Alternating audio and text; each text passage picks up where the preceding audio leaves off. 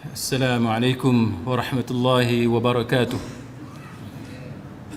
إن الحمد لله نحمده ونستعينه ونستهديه ونستغفره ونعوذ بالله من شرور أنفسنا ومن سيئات أعمالنا.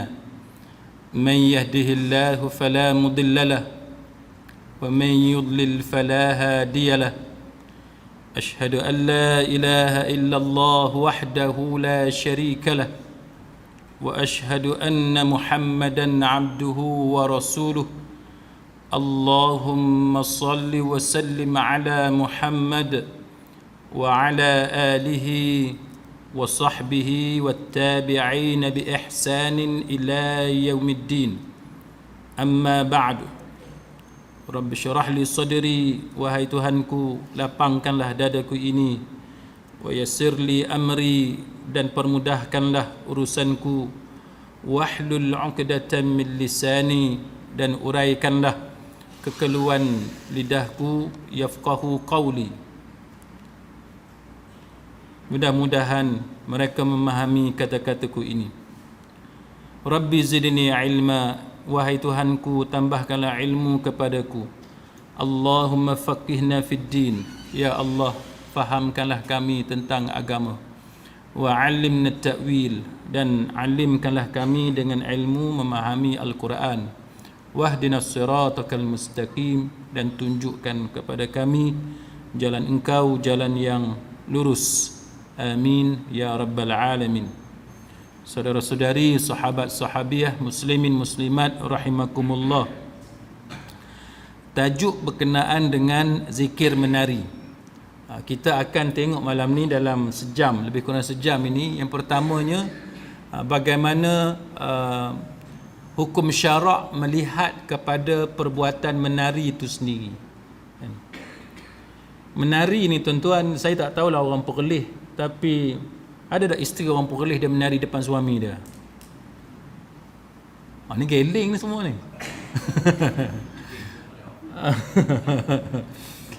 Jadi kita tuan-tuan, menari ni satu yang tajuk kita malam ni, menari dengan berzikir kan, menari untuk berzikir kepada Allah. Yang keduanya yang biasa kita tengok, dan bukan tajuk malam ni pun, iaitu tarian yang kita tahulah, hiburan-hiburan yang dahsyat itu. Yang ketiganya, tarian yang dilakukan oleh isteri untuk menghiburkan suami dia. Ada tak suami menari untuk isteri dia, ada tak? Hal ni lagi payah nak jumpa ni. Kan? Itu pecahan kalau kita bercakap tentang tarian.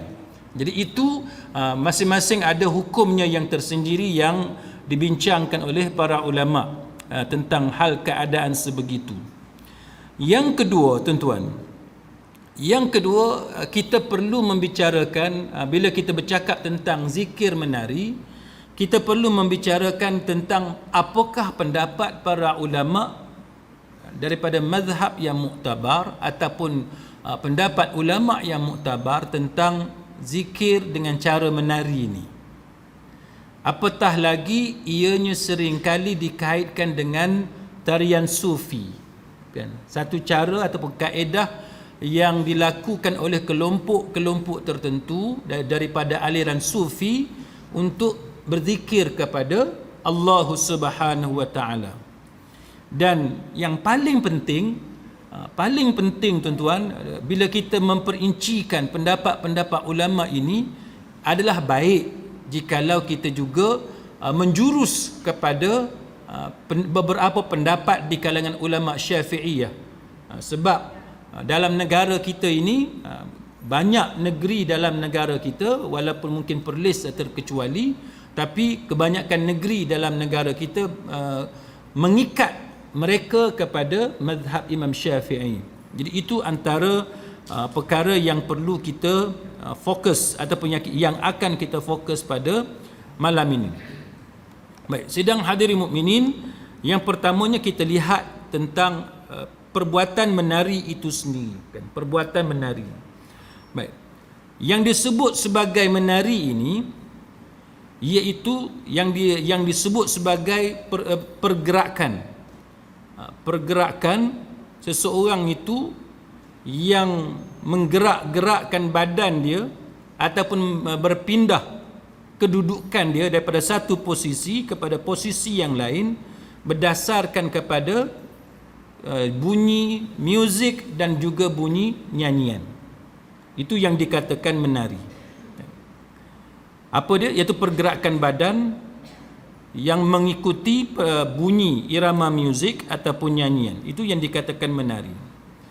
Maka para ulama membincangkan tentang hukum tarian itu sendiri berdasarkan kepada pecahan yang saya sebut sebentar tadi. Baik, antaranya kita lihat dalam Al-Quranul Karim dalam surah Al-Isra. Allah Ta'ala berfirman dalam surah Al-Isra ayat 37. A'udzu billahi minasyaitonir rajim. La tamshi fil ardi maraha. Innaka lan takhriqal arda wa lan tablughal jibala tula. Dan janganlah kamu berjalan di muka bumi ini dengan cara maraha, al-marah. Kerana sesungguhnya kamu sekali-kali tidak akan dapat menembusi bumi dan sekali-kali kamu tidak akan dapat mencapai setinggi gunung. Ini ayat yang pertama yang para ulama jadikan dalil apabila membicarakan soal tarian. Baik. Apa kaitan dengan tarian? Sebab dalam ayat ni Allah Ta'ala sebut la tamshi fil ardi maraha. Kan, jangan kamu berjalan di muka bumi ini dengan cara maraha. Apa kaitan dengan tarian? Baik. Dalam tafsir Imam Al-Qurtubi, Al-Imam Al-Qurtubi mengatakan bahawa istadalla al-ulama bihadhihi al-ayah ala dhamm ar-raqsi wa ta'ati. Dia kata para ulama berdalilkan dengan ayat ini untuk mencela perbuatan seseorang yang menari, yang berjoget, dan juga bukan saja perbuatan itu, malah pelaku dia. Tengok. Ayat ni la tamshi fil ardi maraha. Tapi Imam Qurtubi kata para ulama menjadikan ayat ini sebagai dalil celaan kepada perbuatan menari itu sendiri dan perbuatan penari itu juga. Perbuatan tarian itu dan juga penari itu. Ini yang disebut oleh Imam Al-Qurtubi rahimahullahu taala. Lalu dia kata qala al-Imam Abul Wafa Ibnu Aqil, berkata Al-Imam Abul Wafa bin Aqil, dia kata Al-Quran menyatakan dilarangnya menari. Dia kata dilarangnya menari berdasarkan ayat ini la tamshi fil ardi maraha. Sebab dia kata maraha itu maksud dia kita dalam keadaan penuh seronok, kesenangan. Itu maksud dia. Dan ayat ini juga mencela kesombongan. Sombong pun tak boleh. Dan dia kata bahawa menari itu adalah salah satu jalan untuk menzahirkan rasa seronok yang teramat. Kan, rasa seronok yang teramat dengan penuh kesombongan.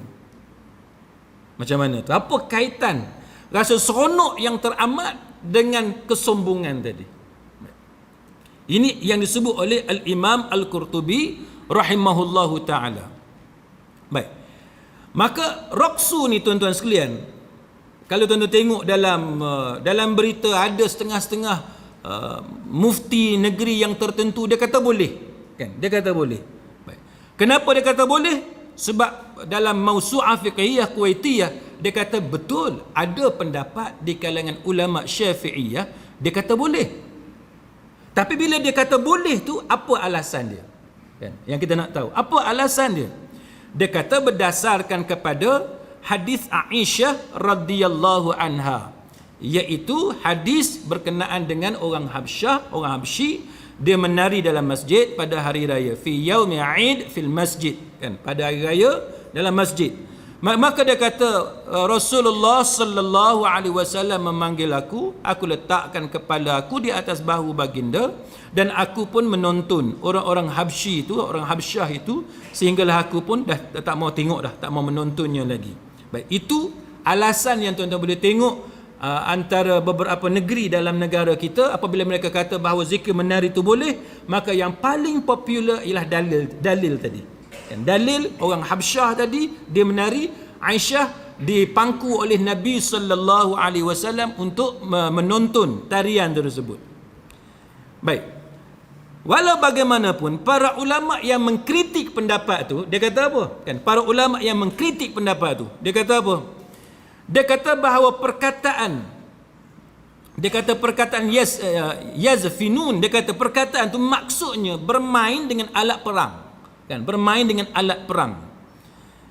Yal'ibuna bermain-main dengan alat perang mereka. Jadi dia kata bahawa itu menunjukkan bahawa bukan menari tarian yang kita faham, tapi menari dengan tarian perang ni dia satu bentuk tarian yang berbeza, sebagaimana yang kita duk nampak golongan ahli sufi yang menari untuk berzikir kepada Allah Ta'ala. Itu dua keadaan yang berbeza mengikut para ulama yang mengkritik pendapat yang sedemikian. Maka para ulama Hanafiyah, kan, Malikiyah, Hanabilah dan juga Al-Qaffal daripada ulama Syafi'iyah, mereka mengatakan bahawa ia adalah makruh, kan, tidak disukai menari dengan alasan ia adalah satu perbuatan yang dihukum sebagai dana'ah, kan, dana'ah iaitu perbuatan rendah, wasafah dan juga perbuatan orang yang bodoh. Para ulama ni majoriti mereka tak suka tarian ni. Pasal apa? Sebab dia adalah satu perbuatan orang yang rendah, bukan orang yang tinggi intelektual dia, bukan orang yang cerdik, bukan yang orang yang educated. Dia adalah perbuatan orang yang tak mengaji, orang yang tidak ada ilmu.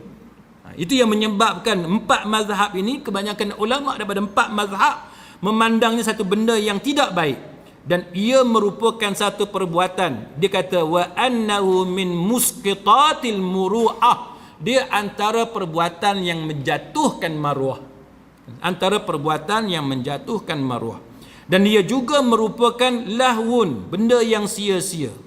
Maka dengan sebab itu hujah ulama yang membolehkan menari tadi dengan alasan orang Habsyah menari, dia kata bahawa itu adalah hujah yang tak dapat dipertahankan, sebab orang Habsyah bila dia menari dengan menggunakan pedang, kan, tarian perang. Jadi tarian perang menggunakan pedang, maka dia bukan sebagaimana tarian yang kita faham, sebagaimana yang kita duduk nampak sekarang. Itu benda yang berbeza. Dia kata itu satu benda yang berbeza. Sedangkan apa yang disebut oleh Syekh Muhammad bin Shalih Al-Utsaimin rahimahullahu taala, dia kata menari ni hukum asal dia kata makruh fil asl. Dia kata asalnya hukum dia makruh. Dia kata tapi apabila perbuatan itu mengandungi maksiat dan perbuatan itu meniru orang-orang kafir, maka dia menjadi haram. Jadi itu pendapat Syekh Muhammad bin Shalih Al-Utsaimin rahimahullahu taala. Tuan-tuan buat satu ibadat sebagai contoh, katalah kita pegang benda tu makruh. Tuan-tuan buat satu ibadat tapi ibadat tu makruh. Buat apa buat? Kita buat ibadat ni supaya perbuatan itu sama ada dia wajib atau dia sunat.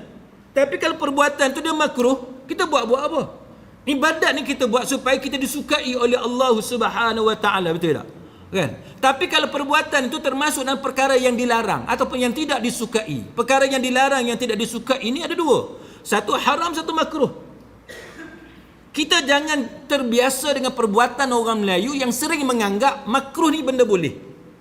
Makruh bukan benda boleh, makruh benda yang dilarang, benda yang dibenci. Cuma status larangan dan status benci tadi dia ringan berbanding dengan haram. Sama dengan perintah. Perintah ada dua, wajib dengan sunat, kan? Yang wajib tu perintah, yang sunat pun perintah. Cuma perintah yang sunat tu dia ringan berbanding dengan hak wajib. Jadi yang ni kita nak kena perbetulkan, tuan-tuan. Maka dengan sebab itu ar-raqsu itu Syekh Muhammad bin Shalih Al-Utsaimin rahimahullahu taala, dia kata hukum dia makruh. Asal dia kata fil asl hukum dia makruh. Tapi dia kata kalau dia kata ar-raqsu itu diiringi dengan perkara-perkara yang jelas diharamkan oleh agama, maka dia jadi haram. Apa dia? Antaranya muzik. Yang ni yang kita akan bahaskan nanti. buka aurat tu kalau tarian sufi tu kita tak nampaklah buka aurat kan, ataupun bergaya seperti orang perempuan, meniru orang kafir dan sebagainya, maka itu antara perkara yang boleh menyebabkan hukum dia adalah haram. Sekarang kita tengok tuan-tuan, apa pendapat yang diberikan oleh ulama-ulama yang tertentu berkenaan dengan tarian tadi. Kita tengok, satunya ialah pendapat Syekh Abdul Aziz bin Ahmad Al-Hanafi rahimahullahu ta'ala. Dia ni ulama dalam mazhab Hanafi. Dia kata as-sama'u wal qawlu wal raqsu. Dia kata nyanyian, kan, nyanyian, qaul dan tarian, alladhi yaf'aluhu, nyanyian, qaul dan tarian yang dilakukan oleh orang-orang sufi pada zaman kita. Dia kata fi zamanina, dia kata yang dilakukan pada zaman kita haram. Dia kata haram. Itu dalam mazhab Hanafi. Nyanyian, kan, nyanyian sufi, kata-kata susunan dia, perkataan-perkataan yang dia susun tu, dan juga tarian, maka tiga benda ni di sisi Abdul Aziz bin Ahmad Al-Hanafi rahimahullahu ta'ala dalam Fatwa Al-Hindiyah, dia kata sebagaimana yang ada pada zaman kita, dia kata benda tu haram. Itu mazhab Hanafi, dia kata haram. Kemudian satu lagi ulama dalam mazhab Hanafi, dalam syarah Al-Kanz Nasafi, dia kata ini adalah nas yang sarih, yang jelas dalam pengharaman tarian yang dinamakan oleh kaum sufi pada zaman ini sebagai sama' ataupun nyanyian yang baik. Orang sufi kata benda ni baik, kan, benda ni baik, tapi dia kata ini adalah haram. Dia kata Abul Barakat Abdullah bin Ahmad Al-Nasafi Al-Hanafi, dia kata benda ni haram. Dia kata walaupun kaum sufi pada zaman ini menganggap itu adalah nyanyian yang baik, dia kata nyanyian yang ada padanya, yakni yang ada pada aliran kesufian itu, dia kata hanyalah jenis-jenis kefasikan dan azab di hari akhirat. Dia kata fasik dan azab di hari akhirat. Sebab tu bagi saya tuan-tuan, bila orang tanya saya mengatakan bahawa tarian sufi ni satu benda yang saya namakan sebagai bahaya yang tidak disedari oleh masyarakat kita yang ingin beribadat kepada Allah Subhanahu wa taala dengan cara yang unik. Tuan faham dengan cara yang unik? Orang kita ni gini, dia suka buat benda unik. Tuan-tuan ni perlih cakap bahasa Melayu ke cakap bahasa apa? Bahasa Melayu kan? Unik tu apa unik? Ni BMF belaka apa? Ustaz, unik saya tahu Ustaz, cuma nak bagi tahu makna tak tahu. Kan? Berlainan kan? Unik ni tuan-tuan, dia benda istimewa, berlainan, dia berbeza. Makna kalau katalah saya ni ustaz yang unik sebagai contoh kan, mana kalau letak 10 orang ustaz, saya ni lain sikit. Macam tu lah. Macam masjid kita ni lah, Masjid Ar-Rahim. Masjid Ar-Rahim, masjid yang unik.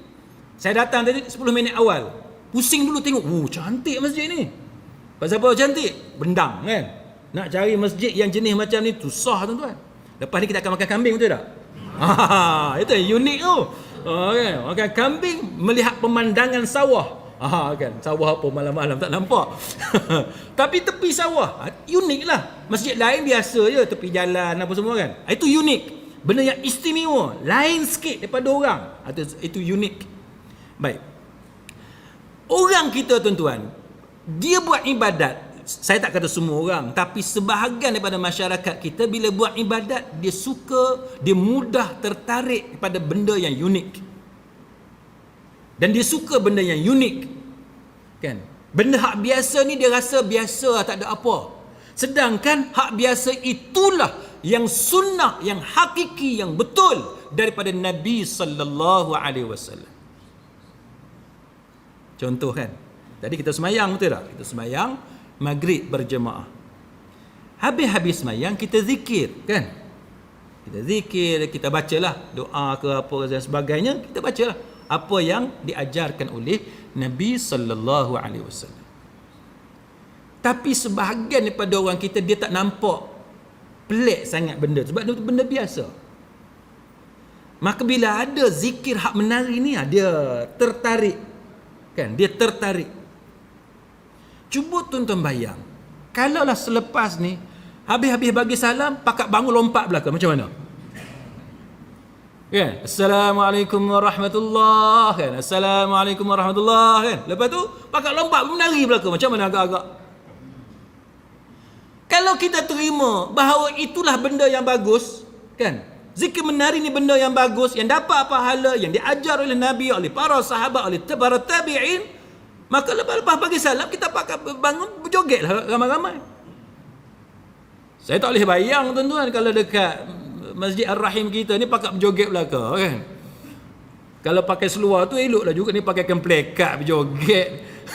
Orang perempuan kat belakang dengan tudung labuh apa nak berjoget, yang tu kita rasa. Tapi yang unik itulah, yang pelik pada orang, yang berbeza pada orang, yang biasanya orang tertarik, yang mereka cuba popularkan. Sebab tu kita nak masyarakat tengok benda ni, dia jangan, unik tu bagus, bukan tak bagus, tapi berpada-padalah dengan benda yang dibenarkan dalam agama. Kalau benda tu dilarang dalam agama, yang kita tidak ada kaedah sedemikian, maka jangan kita cuba-cuba melakukan benda yang unik. Kan? Unik ni bagus, tapi kena tengok tempat lah. Kan? Kena tengok tempat. Tuan-tuan buat rumah, pelik pada orang, unik. Kan? Kita rasa bangga nak tunjuk rumah kita pada orang. Kita ada apa? Perhiasan kita beli pada luar negara, nak tunjuk kepada saudara-saudara kita yang kita beli dekat luar negara. Benda yang unik, benda yang istimewa. Tetapi dalam bab ibadat dia tak boleh macam tu. Kan? Tak boleh kita nak reka benda yang unik, tertarik dengan benda yang unik, sedangkan itu tidak ada nas yang betul, yang sahih daripada sumber syariah, iaitu daripada Al-Quran ataupun sunnah ataupun daripada pendapat ulama yang muktabar. Baik. Maka dia kata bahayanya nyanyian kesufian ini ialah sebab dia termasuk dalam jenis kefasikan. Jenis kefasikan tuan-tuan. Kita menari itu sebab nak dapat pahala daripada Allah, nak dekatkan takarub dengan Allah. Tiba-tiba ini adalah jenis kefasikan. Dan ini membawa kepada azab di hari akhirat. Itu yang bahaya. Baik. Lalu At-Tahawi Al-Hanafi rahimahullahu ta'ala, dia kata apa? Dia kata ada pun, ini disebut dalam Hasyiah At-Tahawi Alal Maraqi. Dia kata ada pun tarian tepuk tangan pun, tepuk tangan ni yang tarian sufi ni. Kan?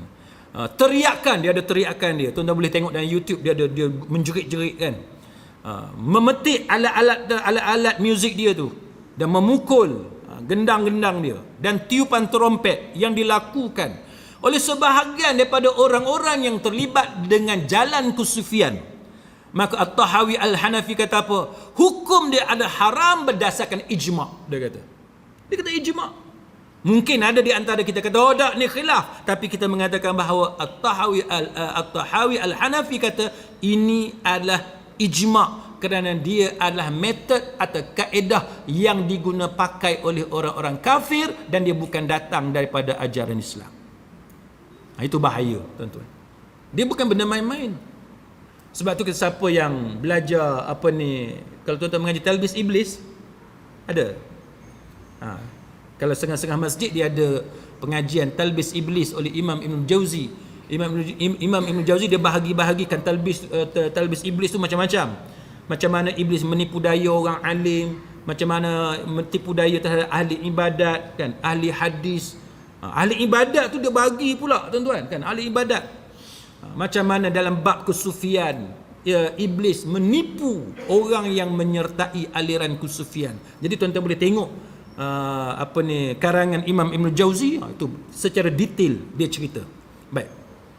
Jadi itu adalah haram, dia kata secara ijma'. Manakala Al-Khawarizmi Al-Hanafi, dia kata apa? Dia kata pernah ditanya tentang golongan yang menggelarkan dirinya sebagai as-sufiyah, golongan sufiyah, golongan sufi yang memakaikan dirinya dengan pakaian khusus. Dia ada pakai pakaian khusus. Orang sufi ni tuan-tuan, dia pakai tu dia ada identiti. Macam kita jugalah kan. Ada identiti. Nak kenal orang Titi Tok Bandak, dia ada identiti dia. Ada tak? Tak ada kot. Kan? Doktor sebagai contoh, dia ada identiti dia kan. Dia ada jubah putih dia, stetoskop dekat leher kan. Tapi kawan saya yang jadi senior doctors, dia orang tak mau dah pakai baju putih. Dia kata tu doktor muda-muda je. Doktor yang dah senior ni pakai t-shirt je, pakai seluar jeans pergi hospital. Kan? Tak mau pakai dah stetoskop dekat leher ni. Tu dia kata doktor budak-budak je. Doktor baru grad university pakai stetoskop, kod putih tu orang rasa hebat kan tuan-tuan. Dia macam lawyer lah. Saya mula-mula jadi lawyer dulu tuan-tuan. Kalau boleh pakai kod tu, kod hitam tu, jalan kat mahkamah, rasa hebat aku lawyer. Kan, beli badge tak dekat plate kereta kan, aku lawyer ni. Itu masa mula-mula jadi lawyer dulu. Ni bila dah tua ni, muda lagi tapi rambut putih lah kan. Bila dah lama ni kan, tak ada rasa apa dah, tak adalah nak gantung kod dalam kereta, nak suruh orang nampak kita lawyer, tak. Jadi setiap orang ni dia ada identiti dia. Setengah-setengah tu dia pakai apa yang tajam. Ni saya tajam sikit je. Ni sebab nak bercakap pasal sufi, dia kena tajam sikit lah atas kan. Jadi setengah-setengah tu dia pakai tajam. Dia ada identiti dia. Setengah-setengah kelompok dia ada colour merah kan. Dia ada identiti dia. Maka dia kata apa? Dia kata golongan ni dia ada pakaian khusus dia, dan dia menyibukkan diri dengan permainan dan tarian. Rupa-rupanya antara identiti aliran kusufian ini ialah mereka memperbanyakkan aktiviti tarian. Itu identiti dia orang. Dan mendakwa mereka sebagai manzilah kan.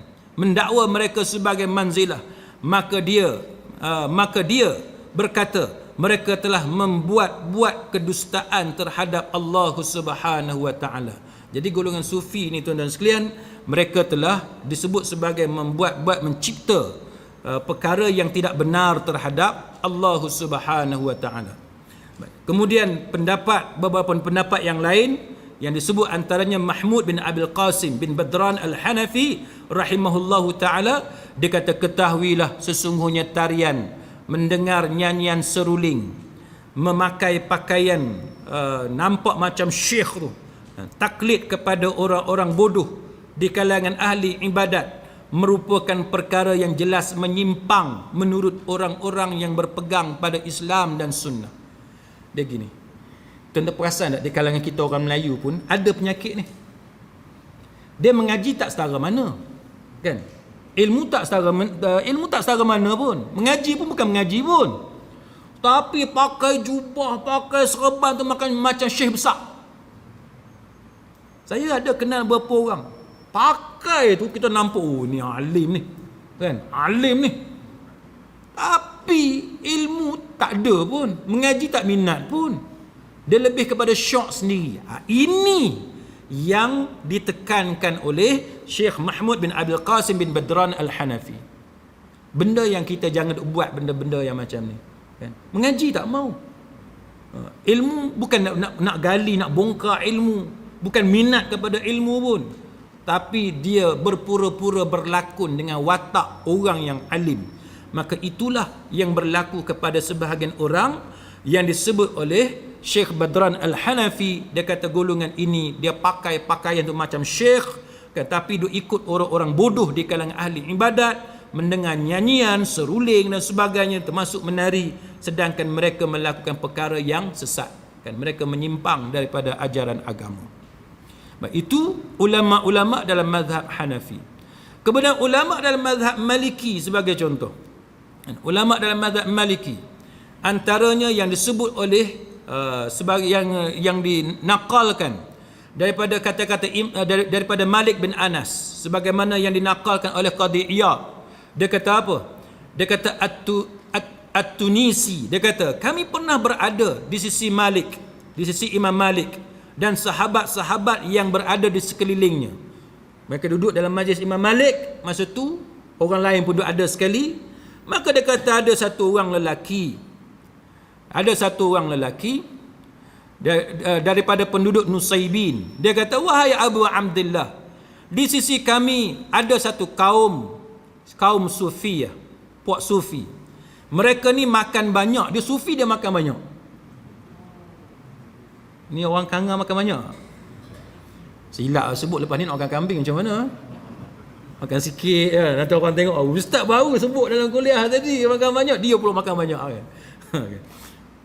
Bab makan banyak ni saya ada ulas dalam satu kuliah. Kalau saya pun tak ingat dah tajuk kuliah tu, tuan-tuan boleh tengok dalam YouTube. Saya lupa tajuk dia. Kalau saya tak silap, etika makan dalam mengikut sunnah kot, lebih kurang macam itulah. Ada soalan orang tanya kepada Syekh bin Baz kan, apa ni, semasa dia mempengerusikan Lajnah Daimah lil Buhuthil Ilmiah wal Ifta, tentang yang kata makan ni betul ke tak boleh makan sampai kenyang. Agak-agak nak jawab macam mana? Kalau jawab tak boleh makan kenyang ni, tak lagi nak makan macam mana?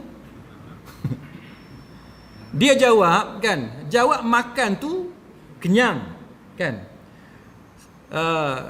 Tidak ada nas dia kata menunjukkan bahawa tak boleh makan sampai kenyang. Lepas tu, lepas kita kenyang, boleh tak kita makan lagi selepas tu? Itu dia. Boleh tak? Kita dah kenyang, kita nak makan lagi selepas tu. Orang perempuan macam mana? Agak-agak boleh jawab ke tak? Boleh jawab ke tak boleh jawab? Dia kata bahawa tidak haram makan selepas kenyang jikalau itu tidak memudaratkan dirinya. Sebagai contoh, kita dah kenyang dah full dah, tapi makan kacang sebagai contoh. Tak apa, kan kacang tu sedikit je. Ke tuan-tuan makan kacang segelas ni? Makan benda yang orang kata benda yang biasa, yang tidak memudaratkan kan. Kita dah kenyang, kita makan kacang lah, ada beberapa kacang. Ataupun saat lagi makan daging kambing ada banyak lagi kan, ambil makan kan, sambil-sambil sembang. Dia tidak memudaratkan kita, tak apa. Tapi kalau kita dah kenyang, dah full, kita tambah lagi dan itu memudaratkan. Kalau tambah tak memudaratkan tak apa, tapi kalau memudaratkan tak boleh. Sekarang ni masyhur dengan intermittent fasting, IF, puasa apa istilah bahasa Melayu? Puasa sekerat lah, senang kan, puasa sekerat. Puasa sekerat. Ada kawan saya tuan-tuan dari England, dia doktor, dia share dalam Facebook macam mana dia dapat mencapai bentuk badan yang cantik. Dia perempuan, doktor perempuan, dia share dalam Facebook macam mana bentuk badan dia cantik. Saya duduk cakap dengan isteri saya semalam, nak kena buat ni, nak kena buat.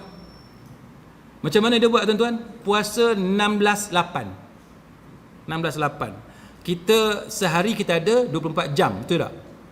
24 jam, puasa 16 jam. Tuan-tuan cari satu dalam 24 jam tu satu waktu. Nak start puasa bila? Tapi puasa ni boleh minum air yang kosong, air yang tak ada gula. Kalau teh yang tak ada gula, kalau kopi yang tak ada gula. Mana boleh minum. Jadi kalau kita start puasa pada pukul 10 malam, kita hanya boleh makan pukul 2 petang. Jadi antara tu minum boleh, minum air kosong ataupun teh kosong yang tak ada gula ataupun kopi kosong. Dia pun tunjuk gambar dia macam mana dia dapat capai benda tu. Ni rasa susah sikit kot. Tapi itulah contoh orang yang cuba mencapai berat yang ideal. Baik, berbalik kepada tajuk kita ni tuan-tuan, maka mereka ni makan banyak kan. Dia punya identiti dia makan banyak. Tuan-tuan buka YouTube yang bila tarian menari ni, tuan-tuan Google, dia akan keluar antaranya satu video, beberapa video, ada satu syekh dia yang badan tu kita tengok, ya Allah, kita tengok pun takut. Jadi benda ni benda yang tak bagus kan, benda yang tak bagus. Setelah itu mereka makan banyak, lepas tu mereka mendendangkan qasidah. Dia mengalunkan qasidah. Lalu mereka berdiri dan menari. Lalu Imam Malik berkata, Imam Malik tanya, dia orang ni budak-budak ke? Kalau bahasa kita lah. Imam Malik tanya, mereka ni budak-budak ke? Lalu dia jawab, bukan. Imam Malik kata, apakah mereka tu orang gila? Tengok. Mula-mula tanya, budak ke? Dia kata, tak. Orang gila ke? Dia terdak juga. Lepas tu dia kata mereka adalah satu kaum yang berakal, bukan orang gila, orang waras, yang terdiri daripada orang tua, orang dewasa dan orang-orang lain. Imam Malik berkata, aku belum pernah mendengar seorang pun di kalangan orang Islam yang melakukan sedemikian. Itu Imam Malik kata. Tak ada orang Islam buat benda yang macam tu. Makan banyak, mendendangkan qasidah, berdiri lepas tu menari. Itu bukan identiti dan amalan orang Islam, Imam Malik kata. Ini yang dinakalkan daripada kalam Imam Malik. Tadi kita tengok mazhab Hanafi kan. Yang ni dalam mazhab Malik, mazhab Maliki. Dan Abu Bakar At-Turtusi Al-Maliki, dia kata apa? Dia kata semoga Allah memberi rahmat kepadamu. Mazhab Sufiyah hanyalah sia-sia, kebodohan dan kesesatan. Islam itu hanyalah kitabullah dan sunnah Rasulullah sallallahu alaihi wasallam. Adapun tarian dan sikap berkasih-kasihan, dia kata adalah rakan-rakan Samiri, cerita Samiri kan. Ketika dia berhasil membuat patung anak lembu yang dapat bersuara, maka mereka berdiri menari di sekitarnya sambil berseronok-seronok. Cerita Samiri. Buat patung lembu, potong anak lembu, lepas tu berjoget menari di keliling patung yang dia buat. Orang Islam dia tak akan buat ibadat benda yang dalam bentuk menari berjoget macam tu. Dia kata, tak ada. Dia kata ada pun berbeza. Dia kata itu adalah perbuatan agama orang kafir. Joget menari adalah agama orang kafir dan penyembah anak lembu. Berbeza dengan majlis Nabi sallallahu alaihi wasallam bersama dengan para sahabat baginda. Dia kata berbeza sebab keadaannya adalah seakan-akan, dia kata seakan-akan di kepala mereka terdapat burung kerana ketenangan mereka dalam berzikir kepada Allah Subhanahu wa taala. Maknanya berzikir dengan cara lompat, riuh, rendah, apa bising ni, itu bukan identiti umat ataupun pengikut kepada Rasulullah sallallahu alaihi wasallam. Tuan-tuan, guna logik akal lah. Ni kalau rajin cuba tengok dalam YouTube, orang perempuan pakai tudung macam ni duk berjoget. Tengok tak? Tak tengok? Saya tengok. Tapi tak sanggup nak tengok. Pakai tudung besar, lagu tu duk menari, duk melompat dah. Tak tahulah masjid ke surau kita tengok. Sangat-sangat buruk tuan-tuan. Sangat-sangat buruk. Macam mana orang ada idea macam tu untuk berzikir kepada Allah.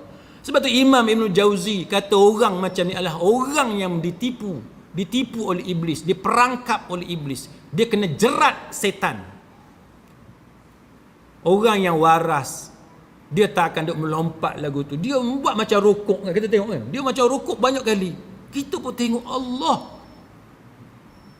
Kalau kita biarkan benda ni berleluasa dalam negara kita tuan-tuan, jauhnya kita daripada sunnah yang diajarkan oleh Nabi sallallahu alaihi wasallam. Lebih cantik, sedap mata memandang kalau kita yang pakai macam ni, orang perempuan kat belakang pakai macam tu, duduk berzikir dengan cara yang tenang kan, dengan cara yang tenang, khusyuk, yang diibaratkan seolah-olah burung hinggap atas kepala kerana ketenangannya berzikir kepada Allah Subhanahu wa taala. Maka dia kata, sudah sepatutnya sultan, kalau kita diperlis ni raja lah kan, dan para wakilnya, yakni eksekutif, pemerintah, menteri besar, exco dan sebagainya, melarang mereka, yakni melarang golongan sufi daripada menghadiri masjid-masjid dan yang seumpamanya. Mandakan sepatutnya kerajaan menghalang golongan ini daripada masuk ke masjid ataupun surau dengan membawa aktiviti-aktiviti seperti ini. Tak boleh. Kan? Bawa aktiviti macam ni dalam masjid, dia kata tak boleh.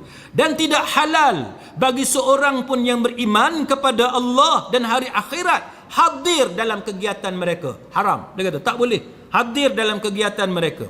Dan tidak dibenarkan menolong kebatilan mereka. Tak boleh tolong kebatilan mereka. Dan inilah mazhab Malik, mazhab Abu Hanifah, mazhab Syafi'i dan mazhab Imam Ahmad bin Hanbal dan lain-lain di kalangan ulama muktabar, di kalangan imam-imam kaum muslimin yang disebut oleh Imam Qurtubi. Imam Qurtubi sebut dalam tafsir Qurtubi. Dia kata. Lalu tuan-tuan sekalian, Asy-Syatibi, Abu Ishaq Asy-Syatibi Al-Maliki rahimahullahu taala, dia kata apa? Dia kata terdapat pertanyaan satu kaum yang menamakan diri mereka fuqara. Mereka menyangka bahawa mereka menempuh jalan orang-orang sufi. Orang kita ni, tuan-tuan, dia gelarkan diri dia fuqara, al-faqir. Kan, al-faqir kan, biasa kita tengok al-faqir, ilallah lah apa semua kan. Bukan kata tak bagus, bagus. Kita kata al-faqir dan apa semua ni, bagus. Tapi dia kata satu kaum ni, dia menggelarkan diri mereka, menamakan diri mereka sebagai al-faqir, fuqara. Dia kata dia ni fuqara al-faqir. Dan mereka ni menempuh jalan kesufian. Lalu mereka berkumpul pada waktu malam. Berkumpul pada waktu malam. Dan mengalunkan zikir secara jahar. Zikir secara nyaring. Secara kuat. Zikir secara jahar. Dengan satu suara. Mana serentak. Kan? Ramai-ramai. Jahar bagi kuat, serentak. Ramai-ramai. Kemudian diiringi dengan lagu. Diiringi dengan lagu dan tarian hingga akhir malam. Hadir pada acara tersebut orang yang disebut fuqaha. Fuqaha ni faqih kan, fuqaha yang mengenakan pakaian ala-ala tok guru besar kan, ala-ala tok guru besar yang memberi petunjuk kepada mereka pada jalan tarikat kesufian itu.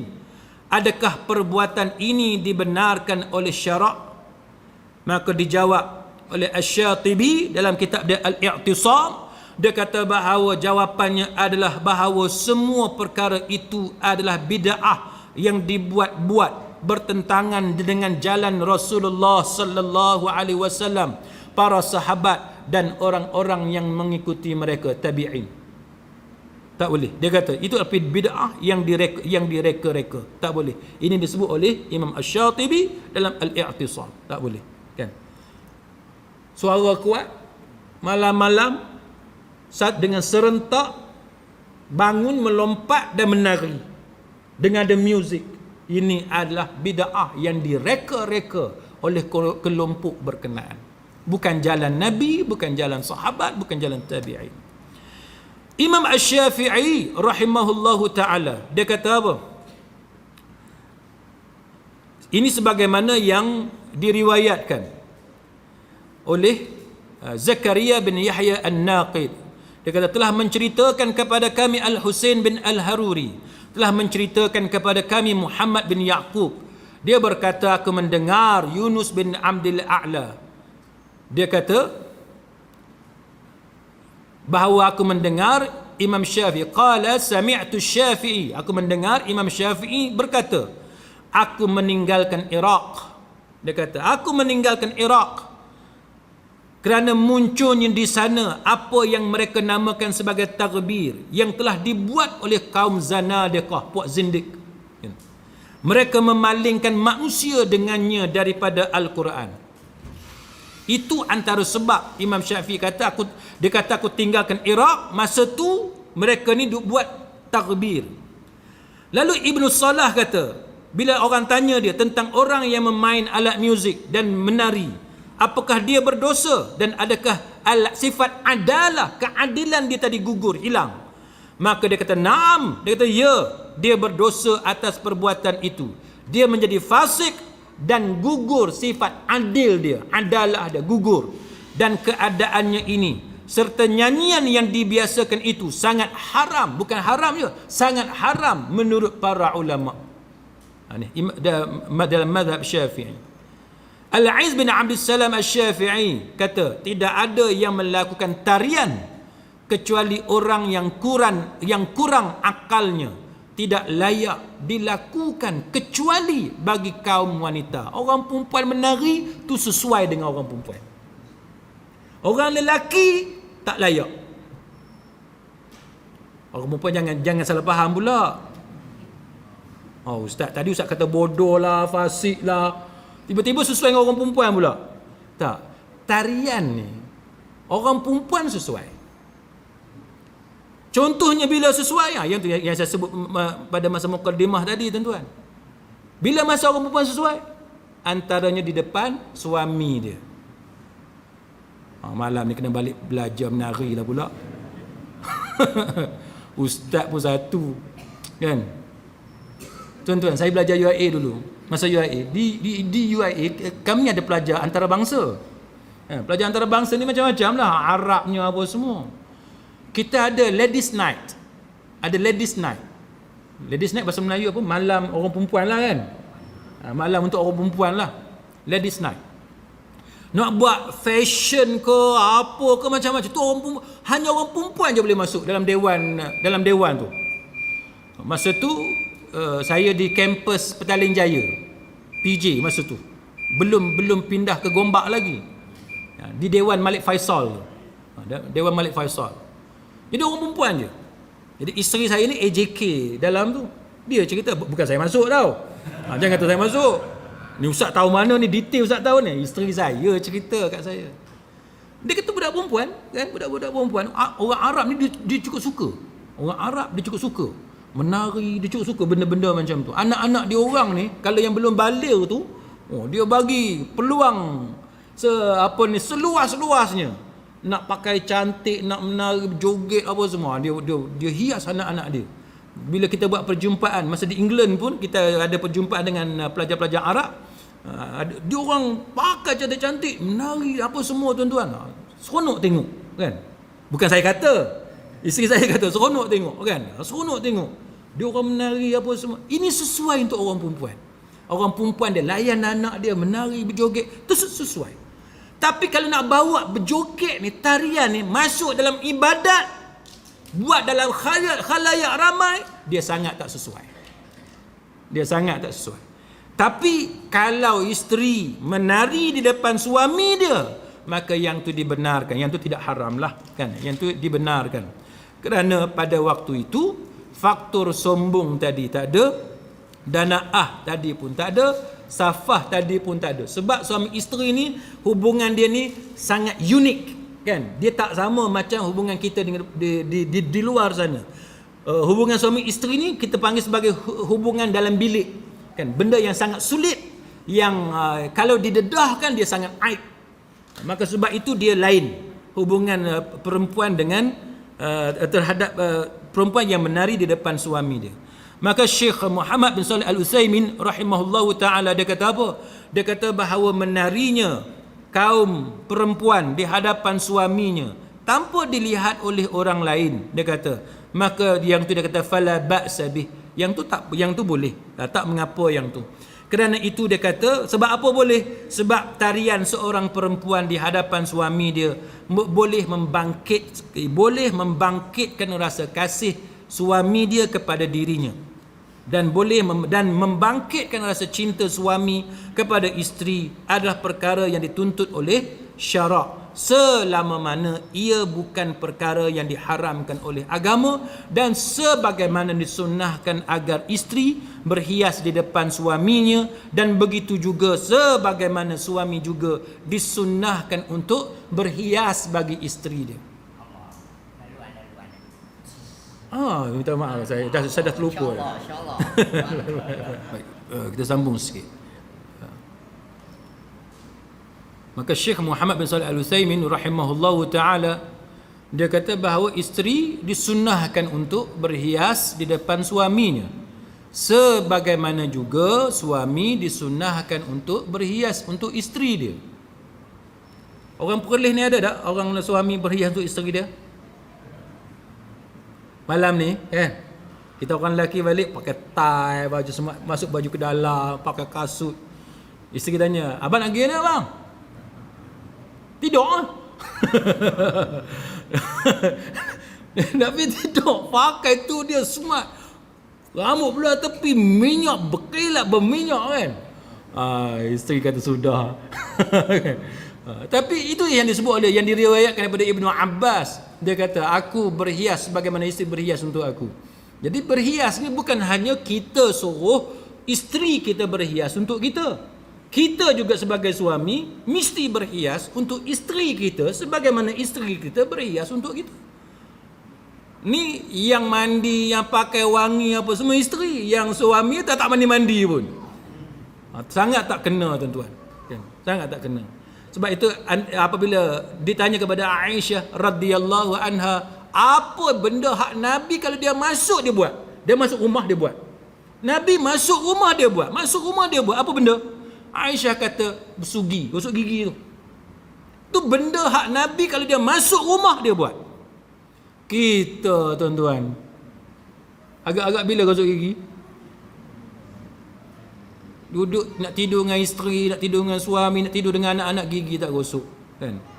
Mulut kita ni berbau, mesti ada bau kan, mesti ada. Tapi untuk kontrol, meminimalkan bau tu, jangan sampai teruk sangat. Jadi kena kerap kan? Kena kerap untuk gosok gigi. Baik. Jadi hendaklah berhias kedua-dua pihak. Isteri pun berhias, suami pun berhias. Jaga bau badan, mandi dan sebagainya, gosok gigi dan lain-lain. Imam Ibn Jauzi rahimahullahu ta'ala, dia kata para fuqaha, dia kata wa qala al-fuqaha min ashabina, dia kata para fuqaha di kalangan sahabat-sahabat kami, yakni ulama mazhab Hambali, ulama Hanabilah, dia kata tidak menerima kesaksian penyanyi dan penari. Penyanyi dan penari, maknanya penari ni satu apa ni kata-kata jenis manusia yang dipandang sangat hina. Yang dipandang sangat hina. Perbuatan benar. Sebab itu tarian ni jangan dikaitkan dengan agama kan. Kecuali kaum wanita, kecuali anak-anak ya, dalam situasi yang dibenarkan oleh agama. Yang tu tak apa. Tapi macam kita tengok sekarang, maka itu satu benda yang sangat tidak baik. Ibn Rajab Al-Hambali rahimahullahu ta'ala, dia kata Ishaq bin Ahmad bin Muhammad bin Ghanim Al-Hambali, dia ada banyak risalah yang ditujukan kepada beberapa orang untuk menunjukkan pengingkaran dan nasihat kepada mereka. Dan aku pernah melihat satu kitab dengan tulisan dia yang dia kirim kepada khalifah di Baghdad, dan dia kirim juga kepada Syekh Ali bin Idris Az-Zahid, sahabat kepada Syekh Abdul Qadir. Satu risalah yang panjang. Risalah tu panjang, dia tulis. Apa dia yang panjang tu? Panjang tu, dalam tu dia tulis pengingkaran dia terhadap tarian, terhadap nyanyian dan berlebih-lebihan dalam perkara yang tersebut. Sebab tu kita tuan-tuan, benda-benda macam ni kita kena kontrol. Jangan kita sebar luaskan dia. Sebab tu kita kata tadi, nak menari menyanyi, pastikan ruang dia tu tadi disempitkan. Anak-anak kan, kita nak menari dengan anak kita dalam rumah, itu okey lah kan. Ibu-ibu dia nak layan anak-anak dia dalam rumah, dia nak menari dengan anak dia dalam rumah, itu okey. Kita sempitkan dia. Jangan macam sekarang disebar luaskan sampai dalam masjid, dalam surau dan sebagainya, di sekolah, di ma'had dan lain-lain, sehingga dia menjadi satu budaya yang bertebaran, yang meluas dalam masyarakat. Itu yang tak boleh. Ibnu Taimiyah rahimahullahu ta'ala, dia kata ada pun tarian, maka itu tidak pernah diperintahkan oleh Allah dan Rasulnya, dan tidak ada seorang pun di kalangan ulama-ulama kaum muslimin yang berpendapat sedemikian. Dia kata bahkan ayat-ayat Allah Ta'ala yang kita baca tadi kan, ayat-ayat Allah Ta'ala supaya kita berjalan dengan cara yang baik, dengan cara yang rendah diri, bersederhana dalam berjalan dan sebagainya, menunjukkan tuntutan dalam agama kepada kita ialah ketenangan. Bila menari, berjoget, lompat lagu tu tuan-tuan, lebih kurang macam break dance, lebih kurang macam Michael Jackson kan. Dia tidak ada sakinah, tidak ada ketenangan ibadat yang macam tu. Maka dia kata sedangkan ibadat yang dilakukan oleh orang Islam, Quran guna perkataan rukuk kan, ma'arraki'in kan, perkataan sujud, itu istilah-istilah yang diguna pakai oleh Al-Quran, menunjukkan bahawa bila rukuk dan sujud tak ada lompat, tak ada havoc, tak ada kekacauan, dia adalah lambang kepada ketenangan. Tetapi Ibn Taimiyah kata menggunakan gendang, menggunakan alat pukulan, menggunakan tarian dan sebagainya, sebagaimana yang dilakukan oleh sebahagian orang, dia kata tidaklah dilakukan di kalangan golongan salaf dalam umat, di kalangan umat ini. Dia kata tak ada. Tetapi mereka membaca Quran dalam sembahyang dan membacanya dengan penuh ketenangan. Jadi itulah sidang hadirin mukminin, apa yang kita boleh bincangkan berkenaan dengan tarian kesufian ini ataupun zikir dengan cara menari. Ini adalah lanjutan kepada kuliah saya di Masjid Titi Beratak, yang tu lebih kepada pengenalan dan juga latar belakang dia punya historical background. Saya ada cerita tentang Jalaluddin Ar-Rumi dan sebagainya, tentang tarian berpusing. Itu sewaktu di Masjid Titi Beratak. Yang malam ni dia lebih kepada amaran-amaran bahaya berkenaan dengan tarian kesufian ini, zikir dengan cara menari, berdasarkan kepada pendapat-pendapat di kalangan para ulama yang muktabar, daripada mazhab yang muktabar. Mudah-mudahan ada manfaat di sisi Allah Subhanahu wa taala. Wallahu a'lam. Aqulu qawli hadza wa astaghfirullahal azim li wa lakum. Wassalamu alaikum warahmatullahi wabarakatuh.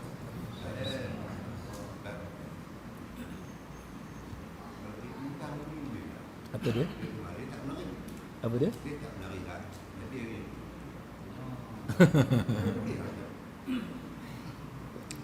Baik, soalan ni wallahu alam, iaitu tentang pergerakan macam kita duduk hangguk kepala kan, goyang badan.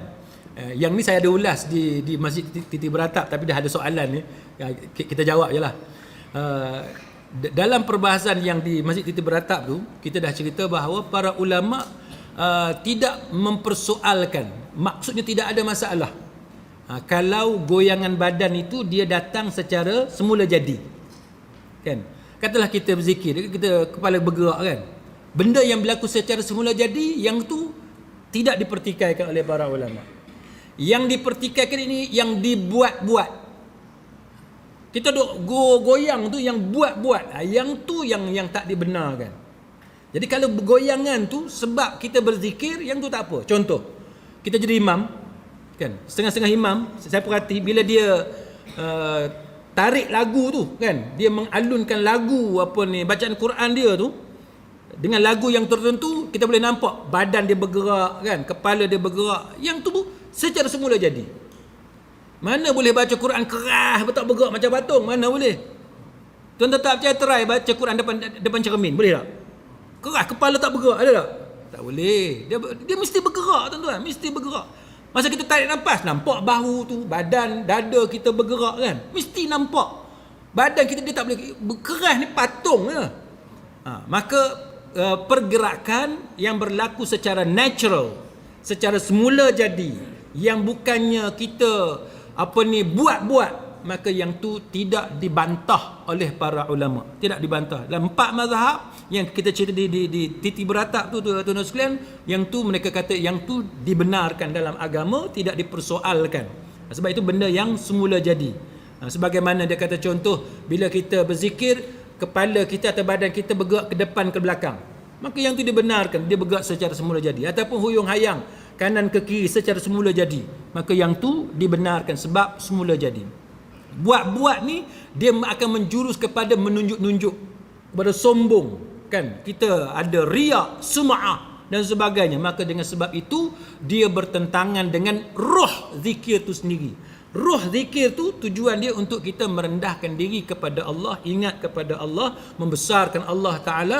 Tiba-tiba kita pergi cantum dengan perbuatan watak kita yang berlagak, nak menunjuk dengan pergerakan badan yang tertentu, maka yang tu dia kata bertentangan. Maka hendaklah kita sesuaikan. Oleh kerana zikir itu satu amalan untuk mendapat ketenangan, merendahkan diri kita kepada Allah Ta'ala, khusyuk, maka sesuaikanlah dengan roh zikir itu sendiri. Wallahu a'lam. Cukup lah? Ada lagi soalan? Ya.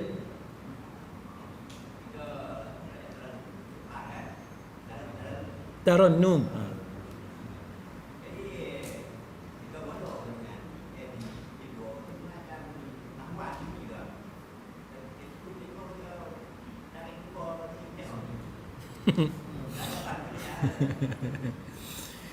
Ini payah juga nak jawab ni, wallahu alam.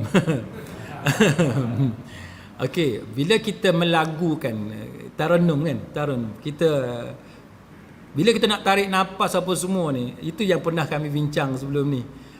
Kalau tuan-tuan tengok dalam musabaqah kan tilawah kan, suara tu terlalu tinggi sampai kadang-kadang kita tengok menjerit-jerit. Letak macam tuan katakan, letak tangan apa semua. Baik. Kalau tuan-tuan tengok fatwa-fatwa ulama Saudi, fatwa-fatwa ulama Saudi, kebanyakannya dia mengatakan itu adalah perbuatan yang tidak dibenarkan dalam agama, maknanya haram.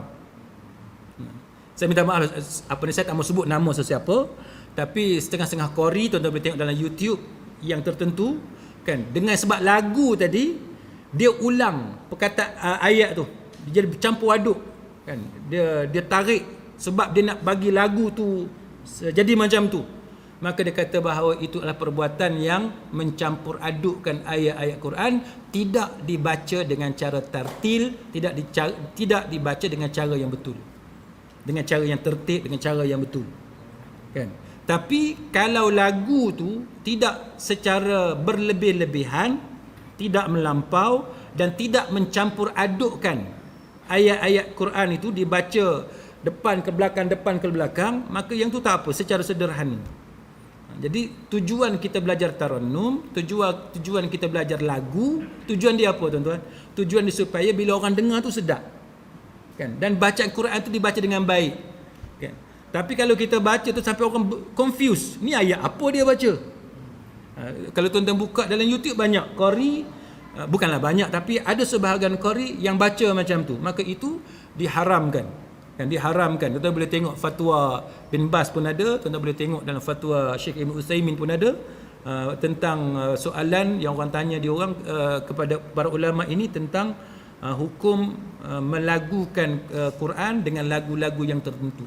Maka dia orang jawab macam tu, jangan secara melampau dengan suara yang boleh mengganggu orang lain, mencampur adukkan ayat dan sebagainya. Wallahu a'lam. Ada lagi? Apa nanti kita datang lagi sekarang. Last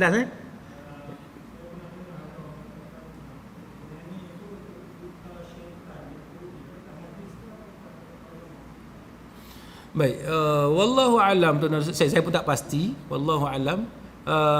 Tetapi yang jelasnya empat mazhab mengharamkan.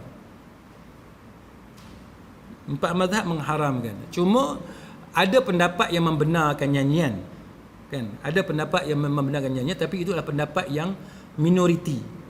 Tapi kalau tuan-tuan tengok fatwa Syekh Yusuf Al-Qaradawi kan, dia ada ulas tentang nyanyian tu suara syaitan, suruling syaitan dan sebagainya. Dia ada ulas yang tu. Maksud dia ialah kalau nyanyian itu semata-mata kan, nyanyian tu semata-mata tanpa disertai benda yang diharamkan oleh agama, contohnya tarian wanita membuka aurat, muzik-muzik yang diharamkan dan sebagainya, maka Al-Qaradawi termasuk antara ulama yang saya sebut minoriti tadi, minoriti zaman sekarang yang kata yang membolehkan nyanyian, termasuk muzik.